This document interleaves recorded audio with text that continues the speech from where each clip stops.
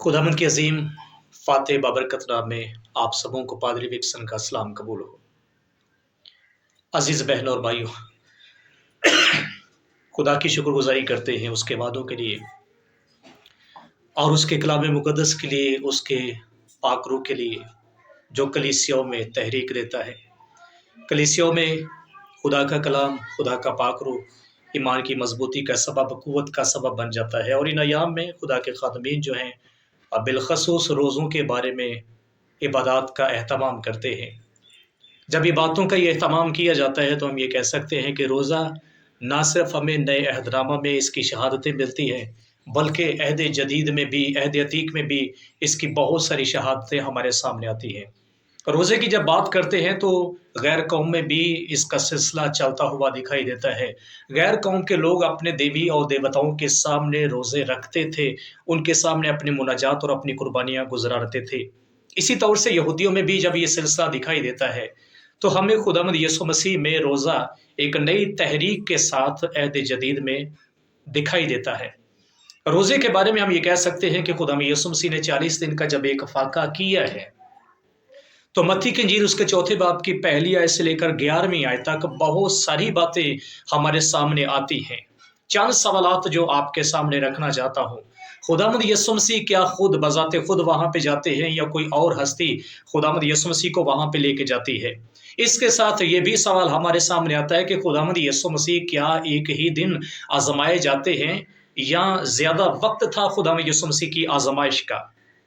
हम ये भी गौर करते हैं खुदावंद यीशु मसीह को इसी बियाबान में जंगल में जाने की ज़रूरत क्यों पेश आई?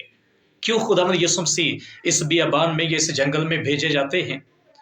मेरे अजीज़ बहनों और भाइयों, कलाम मुक़द्दस इसकी शहादत देता है कि खुदावंद यीशु मसीह जो है उसको खुदा का पाक रूह जो है वो जंगल में ले जाता है। यानी खुदा का पाक रूह ये सारा एहतमाम कर रहा था। और बाइबल मुक़द्दस में हमारे सामने ये बात आती है कि खुदा आजमाइश के हवाले से इब्लीस को आलाकार बना सकता है, जैसे अय्यूब के सामने भी इब्लीस को, शैतान को आलाकार बनाया जाता है। वो अय्यूब की आजमाइश करता है और खुदा का पाक रूह खुदावंद यीशु मसीह को ले जाता है।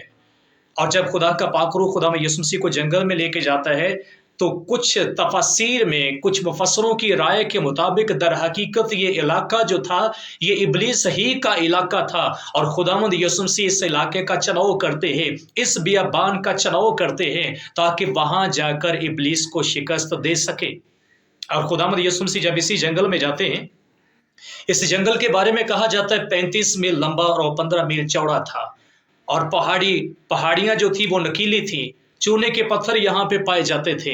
इन बातों के साथ साथ अगर यशायाह की किताब का मुताला किया जाए, उसके 34वें बाब का मुताला किया जाए तो वहाँ पे हम ये भी जानते हैं कि इस एक ऐसे बियाबान का जिक्र किया जाता है जिसमें अफरीत शब का जिक्र और इब्लीस की तस्वीरों का जिक्र, बदरूहों का जिक्र और जंगली बूटियों का जिक्र पाया जाता है। इसके साथ हम ये कह सकते हैं कि वहाँ पे बिच्छू का, उड़ने वाले सांपों का जिक्र पाया जाता है और ये साथ ये भी लिखा है कि खुदा के रूह ने इन सबको इकट्ठा किया।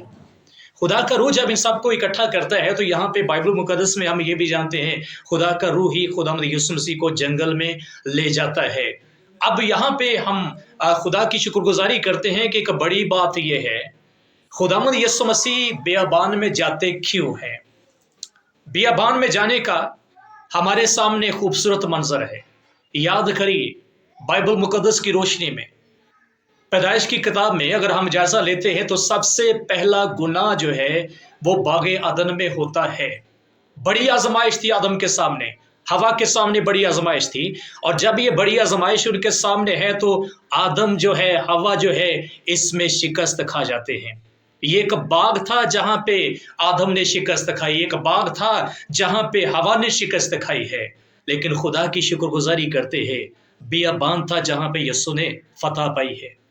हाँ, शैतान बाग अदन में जीत जाता है, लेकिन जंगल में, बियाबान में शैतान की शिकस्त हो जाती है और खुदावंद यीशु मसीह एक ही दिन आजमाए नहीं गए। गो मत्ती की इंजील इस बात को बयान करती है कि शैतान खुदावंद यीशु मसीह के पास आया और यीशु को आजमाया गया। लेकिन अगर मरकस की इंजील का मुताला करते हैं, उसके पहले बाब में यूं लिखा है, फिल फॉर रूह نے اسے بیابان میں بھیج دیا، اور وہ بیابان میں 40 دن تک شیطان سے آزمایا گیا اور جنگلی جانوروں کے ساتھ رہا کیا، اور فرشتے اس کی خدمت کرتے رہے۔ 40 دن اور رات خدا میں یسوع مسیح آزمایا گیا، اور ہم یہ کہہ سکتے ہیں کہ عجیب طرح کی آوازیں اس جنگل میں پائی جاتی تھیں۔ عجیب طرح کی آوازوں کے ساتھ ساتھ خوفناک درندے اور خوفناک جنگلی جانوروں کا ذکر کہہ سکتے ہیں۔ اس کے ساتھ ساتھ ایسی حشرات اور ایسے درندے وہاں پہ تھے جن کے خطرات خدا میں یسوع مسیح کو تھے، لیکن یسوع ابلیس کے سر کو کچلنے کے لیے، یسوع ابلیس کو شکست دینے کے لیے اس بیابان کا چناؤ کرتے ہیں، اور جب اس کا چناؤ کرتے ہیں تو ہمارے لیے امید ہے، ہمارے لیے امید کا پیغام یہ ہے، آدم ہار گیا، شیطان جو ہے وہ جیت گیا باغ عدن میں۔ یہاں بیابان میں ہم یہ دیکھتے ہیں شیطان شکست کھاتا ہے اور یسوع جیت جاتا ہے۔ روح ساتھ ہو، خدا کا کلام ساتھ ہو، خدا کی قوت ساتھ ہو، ارادے پختہ ہو، مشن پکا ہو، تو ہم خدا کے نام سے فتح بھی پاتے ہیں اور سرفراز بھی کہلاتے ہیں، اور خدا کے فرشتے ہماری خدمت بھی کرتے ہیں۔